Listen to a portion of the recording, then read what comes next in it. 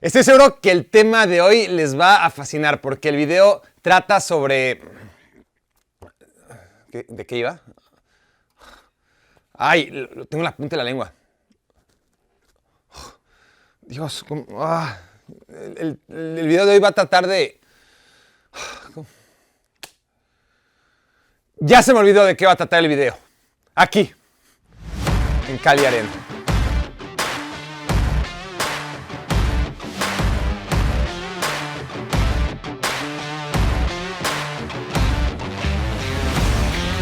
Nadie se acuerda de los subcampeones. ¿Cuántas veces no hemos escuchado este mito repetirse una y otra vez? Y aquí vamos a hablar de 20 equipos que demuestran lo contrario, que desafían aquellas palabras que aseguran que nadie se acuerda más que de los campeones. Porque en estos casos nos acordamos perfectamente del año, de las circunstancias y sobre todo del equipo subcampeón, incluso por encima de aquel que le ganó. Vamos a empezar, porque hay varias categorías, con aquellos subcampeones que fueron durante todo el torneo cenicientas hasta que les dieron las 12 de la noche. Dime si aún te sigue enojando que la República Checa perdiera la final de la Euro 96 y te diré qué tan viejo eres. Mientras más te enoje aquel recuerdo, más cerca estás de tocar el arpa. Liderada por dos jugadores memorables en el mediocampo, Pavel Nedved y Karel Poborský, la República Checa, recién separada de Eslovaquia, eliminó a Italia, a Portugal, a Francia y ya le estaba ganando en la final a Alemania, hasta que al minuto 70 entró desde la banca un entonces desconocido Oliver Bierhoff y metió el del empate y después aquel gol de oro en tiempo extra que enterró a aquel subcampeón maravilloso. El subcampeón más famoso en la historia de la Copa Libertadores, al menos al norte del continente, es el Cruz Azul 2001, el de Óscar Pérez, Juan Francisco Palencia y el refuerzo exclusivo para la Libertadores, José Saturnino Cardoso, un equipo formado por mayoría de mexicanos y one hit wonders como Tomás Campos, Norberto Ángeles, Melvin Brown, Víctor Gutiérrez y José Alberto Hernández, que eliminó a los favoritos River Plate y Rosario Central antes de jugar la final contra un Boca Juniors que buscaba el bicampeonato y lo consiguió a pesar de perder la final de vuelta en la Bombonera. Boca perdió 2 partidos en casa por Copa Libertadores en 15 años y este fue uno de ellos, aunque al final lo sacaron en penales. Penales que son la prueba número 1 que desenmascara esa gran mentira que del perdedor nadie se acuerda, porque solo nos acordamos de quienes fallan, nunca de quienes cumplen con su deber en la tanda de penales. En aquel Cruz Azul, los villanos fueron Pablo Galdames y Julio César Piñeiro. La final más random en la historia de la Champions fue sin duda la de 2004, Porto contra Mónaco. Y entre estos dos protagonistas, el cuadro de la Liga Francesa era el mejor, o por lo menos el más espectacular y carismático. En la fase de grupos le metió 8 goles al Super Depor, que acabó jugando semifinales de esa misma edición. Luego, en el partido en el que Ludovic Giuly se dio a conocer ante el mundo y en el que Fernando Morientes, jugador del Real Madrid cedido ese año al club monegasco, fue el auténtico galáctico, ahí el Mónaco eliminó al Madrid de Figo, Zidane, Raúl y Ronaldo. En semis se cargaron al Chelsea y ya había pasado lo más difícil, o eso creíamos, quienes aún no conocíamos lo suficiente a ese aguafiestas llamado José Mourinho. El Porto goleó 3-0 al inolvidable Mónaco en la gran final. Una generación extraordinaria, un técnico de leyenda, Robert Lewandowski como figura y un cambio de roles que debía confirmarse ante los ojos del mundo. El Borussia Dortmund ya era el nuevo gigante de Alemania. 2013, el año en que algunos ilusos nos pensábamos que la Bundesliga se había convertido en la mejor liga del mundo, enfrentó en la final de la Champions League a dos equipos de época, Dortmund y un herido Bayern Múnich al que solo faltaba herirlo de muerte. El entonces bicampeón alemán había arrasado en su grupo liquidando ni más ni menos que al Real Madrid, al Manchester City y al Ajax. En semifinales volvió a aplastar al Madrid de José Mourinho y Cristiano Ronaldo con 4 goles de Lewandowski. Y en la final contra el Bayern, ahí simplemente pecheó. Y a partir de entonces, todo volvió a ser como siempre. En una categoría distinta de subcampeones inolvidables quedan aquellos que eran los grandes favoritos y que perdieron. ¿Quién soy yo para venirles a contar una historia de la que han oído 1000 veces? Para lo que sí soy bueno es para reflexionar a contracorriente. Si aquel Brasil del maracanazo, aquel Brasil invencible que todo mundo daba por hecho iba a ganar el Mundial, si de verdad era tan bueno, ¿por qué nadie recuerda el nombre de ninguno de sus futbolistas? ¿Porque del subcampeón nadie se acuerda? Mentira. El portero Moacir, que se comió uno de los goles de Uruguay, sí que pasó a la historia. El resto, pues a lo mejor no eran tan buenos como se dice. De lo que no cabe duda es que si hay un subcampeón que pasó a la historia de generación en generación, es aquel Brasil de 1950 que hizo llorar de tristeza al papá de Pelé. El Deportivo La Coruña ganó la Copa del Rey edición 2002, pero si pasó a la historia es principalmente por el a quién le ganó, cuándo le ganó y dónde le ganó. Y aquí otro caso de subcampeón mucho más famoso que el campeón. Estamos hablando del Real Madrid del centenariazo. Florentino Pérez pidió organizar la final de Copa y movió sus influencias para que esta se adelantara a una fecha súper tempranera y sin precedentes, el 6 de marzo. Así las cosas, la Real Federación desvirtuó la competencia, que por cierto también era la edición número 100 de la Copa del Rey, aceleró el calendario de las rondas previas y todo para que el Real Madrid pudiera celebrar el día de su centenario ganando un trofeo oficial, la Copa del Rey. Desafortunadamente para los planes de Florentino había un rival al que ganarle antes de ello y el Real Madrid perdió ese partido 1-2. ¿Contra quién? Es lo de menos. Lo que pasó a la historia es que fue en su casa y el 6 de marzo de 2002, la fecha del centenario del galáctico equipo que salió subcampeón. Sería un poco injusto ningunear a Liverpool de 2005 como involuntariamente acabo de hacer con mi querido Super Depor. La final de la Champions de Estambul 2005 será recordada como la final gracias a que fue un baile perfecto en el que participaron dos, el bailador y el bailado. Pero para ser honestos, de ese Liverpool, que era como el sexto mejor equipo de la Premier League, solo merecen recuerdo Steven Gerrard, Xabi Alonso y el portero Jerzy Dudek, que nunca hizo nada, pero aquella noche en Estambul fue su noche. Dicho lo anterior, probablemente nunca en la historia de las finales de la Champions League se paró en el campo un equipo como aquel Milan. Cafú, Maldini y Nesta, Pirlo, Seedorf y Kaká, Crespo y Shevchenko. Los malos que rellenaban aquel 11 eran Dida, Stam y Gattuso. Imagínense nada más qué clase de inolvidable subcampeón. Ahora también hay largometrajes, películas, novelas y partidos de fútbol en los que el villano se acaba por comer al protagonista. También hay ejemplos de esta clase de villanos subcampeones. Final de Corea-Japón 2002. Absolutamente todos recuerdan al Brasil de Rivaldo, Ronaldo, Ronaldinho, Roberto Carlos y Cafú, mientras sin Ballack sancionado, nadie se acuerda de las figuras alemanas dentro del campo, si es que las había. ¿Por qué estamos hablando entonces del subcampeón aquí? Paciencia, descubran ustedes mismos respondiendo a esta pregunta, si es que pueden. ¿Quién era el portero del Brasil pentacampeón?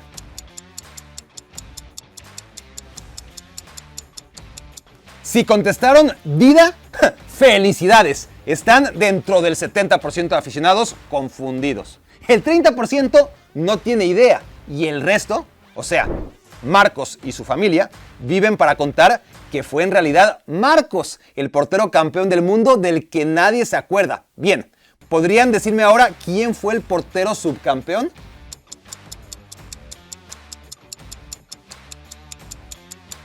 Oliver Kahn. Supongo que no esperan que les aviente confeti por recordar algo tan básico.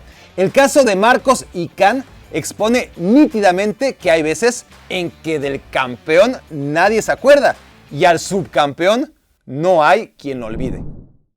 Hay una acción en la historia de los últimos 8 mundiales que todo mundo recuerda en primer lugar. No es un gol, ni un paradón, ni un gesto técnico demencial. No, el balón ni siquiera estaba en juego cuando en la final de Alemania 2006, Zinedine Zidane, víctima de sus impulsos, decidió convertirse en Caín. Hasta entonces había sido épico y conmovedor ver al francés en su último torneo antes de retirarse del fútbol guiar a su selección a una segunda victoria en la Copa del Mundo. Tras su penal a Lopanenka para vencer a Gianluigi Buffon, yo no tenía la menor duda. Zidane, si ganaba esa final, se iba a poner a la altura de Pelé y Maradona como uno de los 3 grandes futbolistas en la historia de los mundiales. Pero entonces llegó Marco Materazzi y su lengua viperina para transformar la historia. Una historia que sigue recordando al subcampeón Zidane por encima de cualquier campeón italiano en aquel mítico mundial.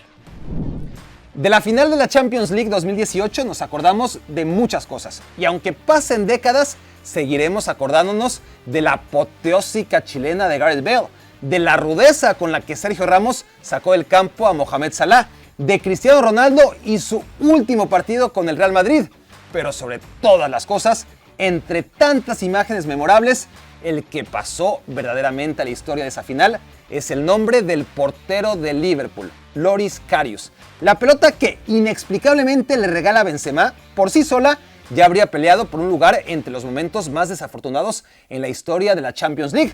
Pero minutos después, el gol que se traga tras un disparo de Gareth Bale que no llevaba nada de nada, la combinación de ambos gazapos y esas lágrimas tan justificadas hacen de él un subcampeón al que es imposible no recordar.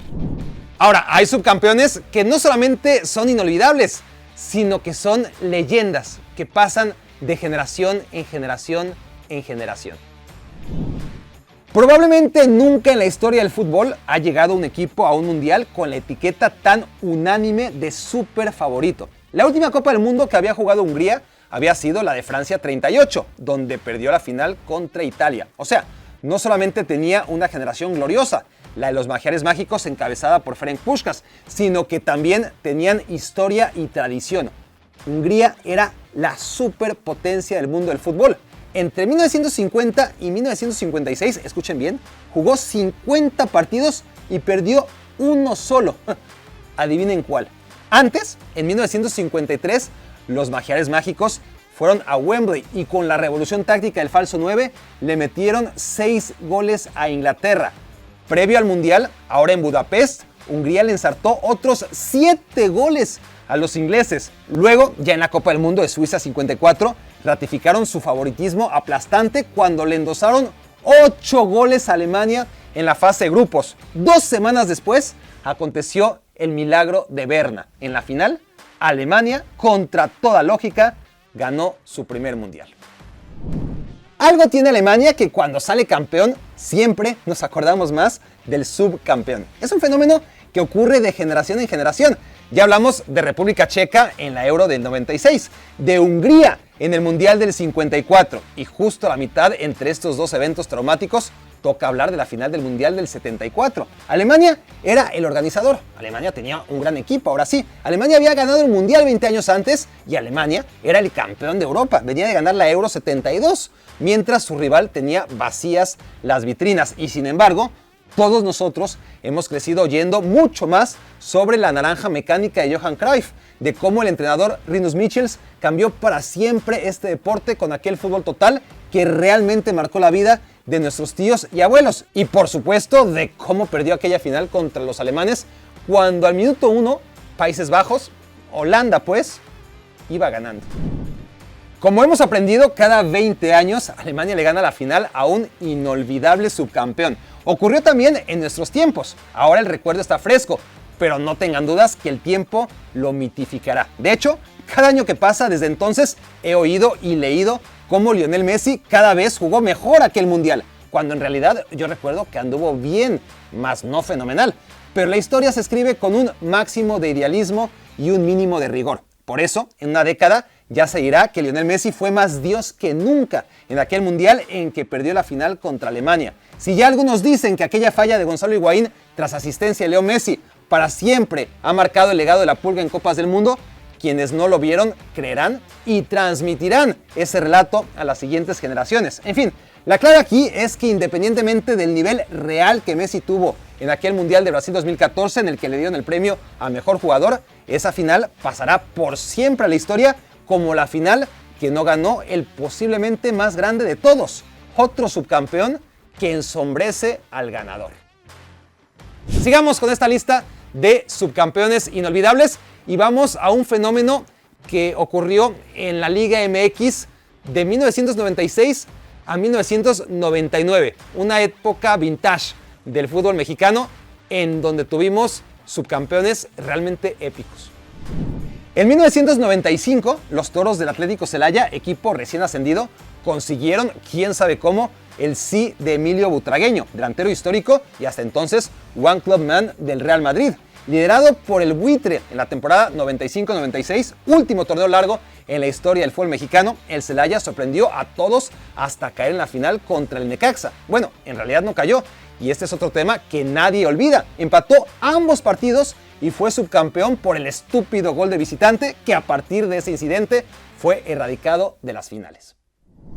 El fenómeno del Atlas 1999 confirma todo lo establecido hasta ahora. Es un sofisma, una falacia, una ruin mentira que la memoria esté condicionada por el ganador de una tonta final. Hay subcampeones que perduran incluso por encima de bicampeones, porque no tengan duda que de aquí a unos 10 años seguiremos recitando al Atlas de la Volpe, Márquez, Cepeda, Osorno y Juan Pablo Rodríguez. Aquel Atlas que perdió en penales la final de 1999 en la Bombonera. Y de los nombres propios del Atlas bicampeón 2022, se los garantizo, nos acordaremos un poquito menos. Y finalmente están los subcampeones que no fueron tan brillantes, pero que por insistencia acabaron haciéndose inolvidables. Los subcampeonísimos. Los más crueles en Alemania llaman al Bayer Leverkusen Neverkusen, porque nunca gana nada bajo ninguna circunstancia. Y el Leverkusen nunca fue más Neverkusen que en 2002, cuando consiguió el mítico trébol de subcampeonatos. Lo primero que perdió fue la Bundesliga, la que hubiera sido su primera y única Bundesliga. A 3 jornadas del final tenía 5 puntos de ventaja sobre el Dortmund y la dilapidó. Una semana después de perder la liga, el Bayern cayó en la final de Copa contra el Schalke 04 y 3 días después, aquel gol de Zidane dejó al Neverkusen sin ganas de volverlo siquiera a intentar. Antes de conseguir los tripletes Copa Liga Champions en 2020 y en 2013, el Bayern Múnich en 2012 se llevó un inolvidable nadaplete. El Borussia Dortmund le quitó por segundo año consecutivo la Bundesliga y encima los vapuleó 5-2 en la final de Copa. Pero lo peor de todo fue perder en su propio estadio la final de la Champions contra el Chelsea. Semejante capítulo previo hace aún más loable la capacidad que tuvo el equipo de Jupp Heynckes de volver y ganarlo todo al año siguiente.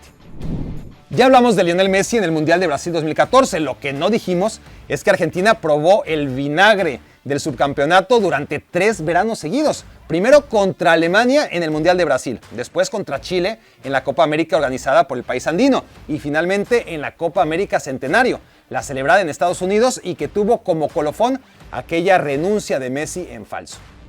La Roma de Francesco Totti salió subcampeona de la Serie A 3 veces seguidas, 2006, 2007 y 2008.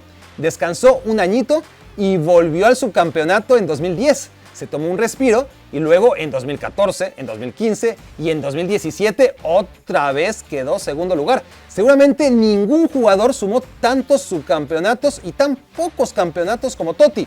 Y de todas formas, no hay quien se atreva a olvidarse de él.